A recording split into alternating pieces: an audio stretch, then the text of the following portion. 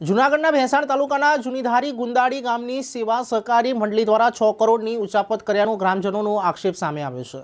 જૂનાગઢના ભેંસાણ તાલુકાના જૂનીધારી ગુંદાળી ગામની સેવા સહકારી મંડળી દ્વારા 6 કરોડની ઉચાપત થયાના આક્ષેપ સામે આવ્યા છે।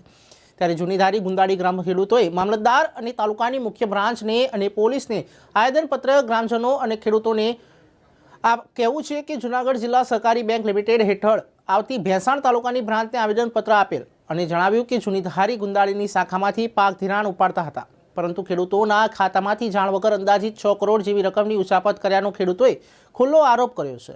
આ બાબતની મંડળીના કર્મચારી નાસી ગયેલ છે। ત્યારે ઉચાપતમાં મંત્રી દ્વારા કહેલ કે ખાતેદારોના એટીએમ તેમજ પાન કાર્ડ લીક કરવા હોવાના તેવું બહાનું બતાવીને પાન કાર્ડ તેમજ એટીએમ તેમજ ચેકબુક લઈને ખેડૂતોના ખાતામાંથી નાણાંની ઉચાપત કરેલ છે, જેને લઈ ખેડૂતોમાં ભારે નારાજગી જોવા મળી છે।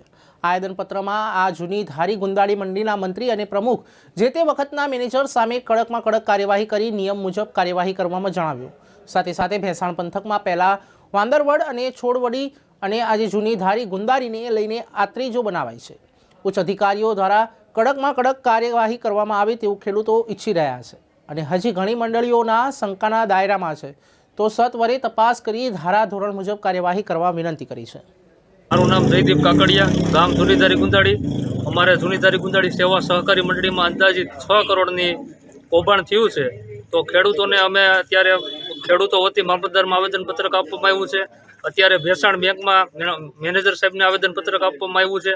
તો આની યોગ્ય તપાસ થાય, ખેડૂતોને યોગ્ય ન્યાય મળે અને પૂરેપૂરું ખેડૂતોને જે કૌભાંડ થયું છે બધી વળતર ચૂકવવામાં આવે એવી બધાય ખેડૂતો વતી માંગ છે।